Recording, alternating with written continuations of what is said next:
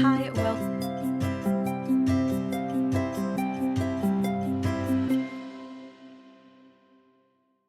Hi, and welcome to today's episode of the Plot Luck podcast, where we talk about all our favourite books. We'll be posting twice a month. The first episode will be a spoiler-free version, where we just talk about the book in general and let you get a taste for it. In the second episode, we will talk about the book with full spoilers, and you have that fortnight in between to catch up with us. I'm Louise, and I have a YouTube channel over at Foxes and Fairy Tales. My favourite genres are fantasy, cosy mystery, and a dash of romance. And I'm Susan. You can find me most places at Does Susan Write? The answer is no, by the way. I read fairly similar genres to Louise, but I also do read quite a lot of non-fiction as well.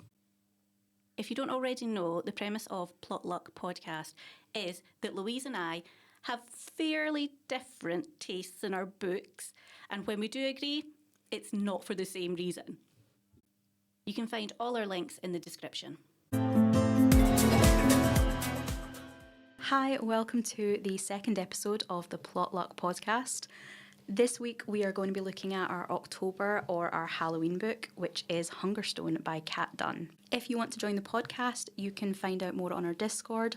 That and all our other social media links will be linked in the description below. Susan, would you like to introduce us to Hungerstone? Absolutely, Louise. Leonore is the wife of steel magnate Henry, but 10 years into their marriage, the relationship has soured and no child has arrived to fill the distance growing between them. Henry's ambitions take them from London to the Peak District to the remote, imposing Nethershaw estate, where he plans to host a hunting party. Leonore must work to restore the crumbling house and ready it for Henry's guests. Their future depends on it. But as the couple travel through the bleak countryside, a shocking carriage accident brings mysterious Carmilla into Leonore's life. Carmilla, who is weak and pale during the day but vibrant at night. Carmilla, who stirs up something deep within Leonore. And before long, girls from the local villages fall sick, consumed by a terrible hunger. As the day of the hunt draws closer, Leonore begins to unravel, questioning the role she has been playing all these years. Torn between regaining her husband's affection and the cravings Carmilla has awakened, soon Leonore will uncover a darkness in her household that will place her at terrible risk. Set against the violent wilderness of the peaks and the uncontrolled appetite of the Industrial Revolution, Hungerstone is a compulsive sapphic reworking of Carmilla, the book that inspired Dracula, a captivating story of appetite and desire. This week we're going to talk about the book in kind of general spoiler-free type of way. And that means that if you've not read the book, you can pick it up, you can read it, and you can join us for the episode in a fortnight when we will cover some of the aspects in a bit more detail and we will go full spoilers. Okay, Louise, so this was your pick. Do you want to tell us a little bit about why you chose this book and what you were hoping? Okay, so I actually have read from Kat Dunn before. She put out a YA, I think it was maybe a duology or a trilogy a few years ago. I only read the first book, but it was like in a historical YA set during, I want to say, the Napoleonic Revolution. And although I didn't continue with the series, I really enjoyed the book. I've just kind of not been in my YA era as much since. So when I saw Hungerstone, it looked like a more adult story. And I'm always a sucker for a vampire book. Carmilla especially is, I think, a really interesting story because, as it says in the description, it's the one that inspires Dracula. It's a book from that time period that's as close to openly queer as you're gonna get. And I was just really, the cover. It's a really pretty cover. And so I thought it would be a good one for Halloween because it's got that kind of classic vibe to it. It's bringing in Dracula, vampires, getting us in that spooky mood. Do you know, it's funny, because I love all that, but I did see Hungerstone advertised on NetGalley, and I was checking this morning and I didn't request it. And you talking about the cover, I think the cover of the copy you've got is gorgeous. Yeah, obviously my copy's the UK cover. For anyone that's listening, the Hungerstone UK cover it looks almost like a kind of era-appropriate portrait of a woman in a dress. There are a kind of cornucopia of fruits spilling from baskets all around her. There's, ripe peaches, pomegranates, There's kind of knives and things in the background. It has a really kind of Renaissance style portrait to it, but it cuts her off just above the nose, so you can't see her eyes. You can see her mouth, but the expression is it's kind of ambiguous. And then across that portrait, in a really modern handwriting, graphic kind of font, you have "What would you do for hunger?" which is the book's tagline. You have Kat Dunn's name, and then you have Hungerstone itself in this really, really, really bright Barbie pink, which contrasts with obviously that kind of historical type of imagery, which I think is really nice. The American cover is a bit different. It, again, is a kind of historical portrait, but it's a woman in a kind of white flowing nightgown, and she is draped as if she's collapsed and sprawling one arm off the bed. She looks, I think, much more kind of passive and maybe that kind of classic-y victim, swooning damsel type of look, whereas whoever, whether it's Lenore or Carmilla on our cover, looks much more kind of confident and poised. The American cover is much darker. The woman takes up a much smaller proportion of the cover. A lot of it is just a kind of black background, but then it has Kat Dunn and Hungerstone in like neon green. So again, that really stands out, but it's a very, very different cover. Yeah, and that, I think, never judge a book by its cover, but 100% I didn't request that book based on the cover. Just another point to note, when we were talking earlier about the blurb, it turns out that the American version and the UK version, there are a couple of really small but fairly significant changes in the blurb. The first one being more a sort of geographical one, where it says peaks in the UK, it says moors in the US version, which is fair enough because obviously we understand what it means because we live in the UK. The second change feels a wee bit more significant because in the UK version, it talks about this being a sapphic retelling of Carmilla, whereas in the US version, it is branded a feminist retelling. And the thing is, like, it can be both. And without getting into the actual book too much at the moment, I feel like it is both. There's no reason you couldn't put both in both blurbs. I don't know why you would edit either word. I mean, I can imagine why you might edit sapphic out in some of them. Absolutely. But in theory, there's no reason that the British one had to edit out feminist. It could have had both. I don't know whether that's to do with marketing. Probably. Different audiences, different covers, different blurbs on said covers. I mean, you have to assume that one came from the other because they're so similar. Yeah. You wouldn't have thought those two blurbs have been written independently. But I would be interested to know kind of even things like some of those. I was reading it through Goodreads while you were reading it out loud. Even things where they haven't really changed, things like word choice. They've sometimes just flipped a sentence one way to the other. And I mean, there must be a logic behind it, that it maybe reads smoother to an American versus a UK ear. Yeah, I guess, without getting into the linguistics of it, UK English and US English are different languages. Just, I guess, ways of talking that a sentence maybe sounds smoother one way, depending on how you're used to hearing it. I'm sure there's linguistic choices made. But probably it was because of the space available for the blurbs on the covers. Yeah, I don't even know how they decide things like that, whether it's got to do with, like, maybe there's a word count for the design, things like that. Well, as I said, I have actually read a book, albeit a YA book, from Kat Dunn in the past. I didn't know if you had read anything from her. I have not. And then I was also wondering, while we're at it, have you read Carmilla? So I am quite embarrassed to say I had never heard of Carmilla before. And that is really embarrassing because the first time I attempted university, I left after a very short while, but I was studying English literature. So that is fairly embarrassing for me. But no, I hadn't heard of Carmilla at all. I read it quite a long time ago. I mean, I think it was pretty much the same sales pitch. I read it because I was told it was like a sapphic Dracula. What I do remember, it's quite slow paced in the way that most of those classics are, but that it goes absolutely crazy towards the end. At the time I read it, there was a web series that was out, which you could probably then figure out when I read it, and it was filmed as if it was through a webcam in the character's dorm room. So it was very much, like done off the cuff, and it was Laura was the main character and Carmilla were roommates at university together, and then obviously you kind of watch the action play out as if they'd left the web camera on. There was like vampire covens. It ran for a few seasons, and then I think they had a properly produced, probably straight to streaming or whatever, but there was a proper kind of movie finale for it. And so I read Carmilla so that I could then watch the web series. I think they're still fairly popular at like kind of sapphic, spec, fic, comic cons and stuff. Like I think the two actresses kind of did quite well out of it. Good for them. So I also feel the need to make another confession because we all know that Dracula was based on Carmilla. It's a sort of reworking inspired by... Yeah, very, very, very loosely. And I've read Dracula, but I read Dracula, I mean, as a probably far too young teenager. Most of my teenage reading could probably summed up as too young to be reading what I was reading. And I don't think I got anything from it whatsoever. Same. However, Dracula was one of the books on my bookshelf that never actually made it to be I'm read. actually currently reading it. Not to sales pitch a thing. There's a thing called Dracula Daily. And what it does, it's online, but I have the physical book. And what it does is because Dracula is all told through letters, what Dracula Daily does is it encourages you to read the relevant letters on the relevant days. So it takes you through from May to November. And the kind of concept behind it is that you get this sense of time passing between those letters and then the way things speed up as, say, Dracula arrives in Whitby.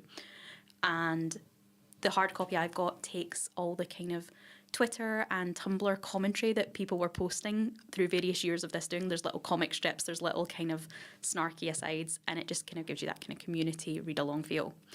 So I'm currently reading it, and what I will say is, other than it being a vampire, I don't know that there's that much of Carmilla in Dracula as I see it.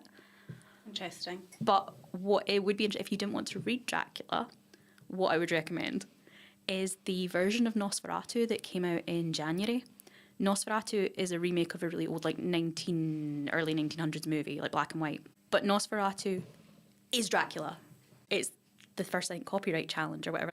The characters have different names, but they are 100% the characters from Dracula, and it goes Here's beat by some beat. fanfic for you. It goes beat by beat by beat. There is nothing. I watched the film in the cinema. I didn't even learn their names in Nosferatu. I was like, that's Jonathan, that's Mina, that's Lucy.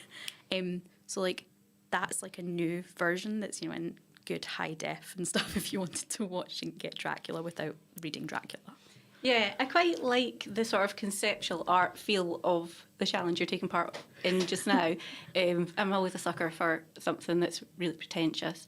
But I have to say, my sort of vampire experience has to be Buffy the Vampire Slayer. And there's an episode with Dracula in it. He's the love interest for that episode, is he not? No, not really. It's a sort of means to an ends without... We're in the spoiler-free section, so it's a means to an ends. I think we're allowed to spoil Buffy in the spoiler-free section for Hungerstone. Yeah, so it's just basically a way for them to introduce a plot twist. I would say, like a kind of, for the whole run of Buffy the Vampire Slayer, that's the kind of biggest plot twist. I was obsessed with Buffy. Like, same. Ultimately. It's just been so long since I've seen it. Was it once Angel had the spin-off? My mum and dad had Sky, and one of my friends in school didn't, and I used to record the episodes of Angel on VHS when they aired, and then take them in for him the next day at school. Oh, that's so and kind. we had like a little rotation system because we're like, fairly obsessed with Buffy and Angel. There was a lot of good stuff in it. There was a lot of looking back at of its time. Absolutely. But of its time, it was forward thinking. Yeah, and I'm sure a lot of it holds up. It's just... It does. A lot of it does hold up. I do listen to quite a lot of rewatching Buffy the Vampire Slayer podcasts, and a lot of it does actually hold up better than you would worry about, which is good because I do still love it, and I'm really excited about They're doing a really. Not to go wildly off topic, but yeah, I'm excited about Vampire, just fine. Also, I really like that they have. It does seem like it'll be done in the best way it can be. The people they're bringing back that are going to be really involved in it are the people you would want to be in charge of it. Yes. So, like, I have high hopes for that. I do. I'm trying not to get my hopes up too much because I think it was also that sort of time in my life as well. I was kind of young adult. I was actually, I think, about the same age. By the time it was released in the UK, about 2 years after in the US for the first few seasons, I was the same age as Buffy as it was released, even though technically she was 2 years younger. But it was that sort of, it got me through some difficult times in my life. But yeah, no, that was a good show. And it's a good, I think, like probably a lot of people of a certain age is kind of first introduction to vampires, and it's a nice one because the mythology in it's very loosey-goosey and like it changed as needed, so you didn't get too caught up in like these are the rules of vampires. you can, which then when you go into other vampire media, you don't get too caught up and no, you can't do Yes. that because you weren't too wedded to anything in Buffy. They changed it Absolutely. as they needed to. You know, you could just put a blanket on if you're a vampire and go for a run in the middle of the day. like- It was fine. like, that was quite nice. Whereas in obviously like your Twilights, you would turn into a glitter bomb. Which Oh, we won't talk about Twilight. we will not talk about Twilight. If My- you're here for Twilight, please leave. Like I said, I'm a big vampire fan because I was such a little emo kid. My introduction, yeah, Buffy was massive. My first introduction to probably like not just like, you know, cartoon Dracula on cereal boxes was from Dusk Till Dawn, the stripper vampire movie with Salma Hayek and George Clooney when I was 8. Because my dad thought that was appropriate watching. Now, this is where our slight age difference becomes apparent because I did go to the cinema to see that. I sneaked in. I think I was still like 15. I mean, I don't know at what point it was on. It would have been on like, you know, like Channel 4, not streaming TV, but actual TV in the night. So I don't know whether that might have been an old movie they were showing. It might have been a recently. I don't. Are you trying to know make at me what feel point. really old here? But it was on during a vampire night. So they had from Dusk Till Dawn, and they had the 1994 Interview with the Vampire movie, which from there changed my life. Because I think I've told you before as well that the Anne Rice vampire books were 90% of my tween, like low teenager personality. Before young adult books. Yeah, they were were a my thing. like, you know, 12 to 14-year-old personality were almost entirely formed by the Anne Rice books. Again, that thing of books that were age inappropriate. Then later, I would have watched Buffy, kind of as it was coming out. Yeah. But I kind of came in through like, rather than this kind of like urban fantasy, quite active vampire, I came in through the gothic fiction, purple prosy type of vampire. And maybe some childhood trauma. And yeah, I mean, I love a bit of childhood trauma. But like, I came in it from a different way, I think. And Yeah. the stripper vampires, which like we just won't speak of. Yes, I have checked the date. 1996. Oh, which tracks? Because as I said, it was on the night with Interview, and I'm sure that's 94. Yeah. And say it was, if by the time it got to Channel 5, you've got to be a couple of years, or not Channel 5, God, like I say, even before Channel 5 was a thing. Channel 4, it must have been a couple of years after that before it would be shown, so maybe 98, which would have put me at 10. So actually a little bit older than I thought. I always thought it was 8, but like... Yeah, repressed childhood memories. Unless it came to Channel 4 a lot faster. Possibly, sometimes that's how it worked in Yeah. the days before we had the movie channels. Yeah. Speaking of the days before the movie channels, I think I've touched on this before, but when I was a teenager, young adult, the genre of young adult wasn't really a thing. You went from reading Enid Blyton, again, we will not talk about Enid Blyton, but you went straight from there to Stephen King. There was not really much in between unless you read the classics, which I'm not really a huge fan of the classics. So when I did a wee bit of research about this book, I saw that the author had written YA before, so I wasn't really sure whether this was going to be YA or whether it was going to be an adult book. So I'm not going to give away too much, but I'm still not sure.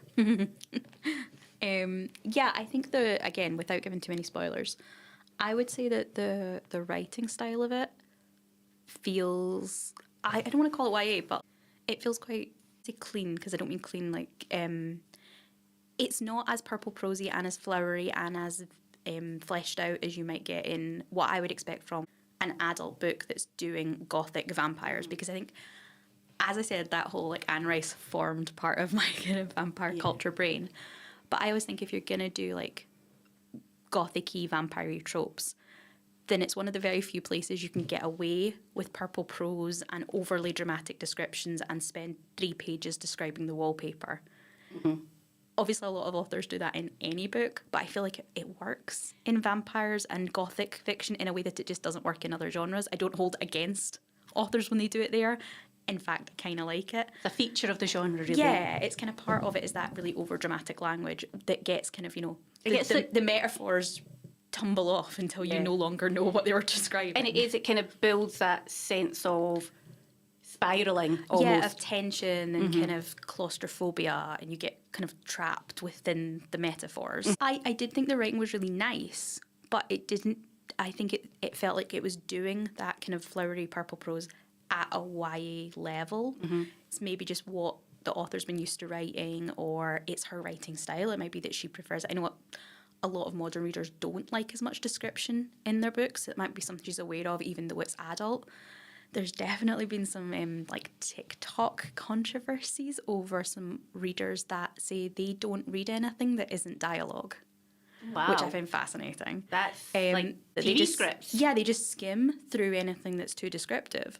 So I don't know whether that's now maybe like a publishing choice as well, is that even in adult, you're maybe trimming out a lot of that really convoluted description, which is what I would have used to maybe peg as being one of the differences between the writing, the literal writing in YA and adult, is that YA tended to not go quite as deep into description. Do you know, it's funny because the word that comes to mind is like it's sort of surface level gothic, rather rather than a veneer. Yes, Of. it is. It's like a sheen. But I completely agree. I think if you are going for gothic, and I've not read Vampire Gothic, but I have read other gothic. Yeah. You kind of know what to expect when you're going in, and I just felt I was expecting, and again, without too many spoilers, there were points when I was like, oh, this is a wee bit reminiscent of The Yellow Wallpaper, but then it didn't go any further.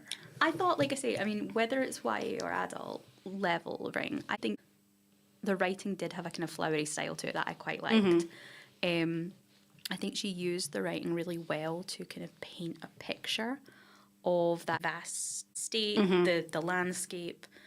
And like I said, I mean, the kind of the claustrophobia and all that, I think the language did tie into the kind of the settings and the themes really well.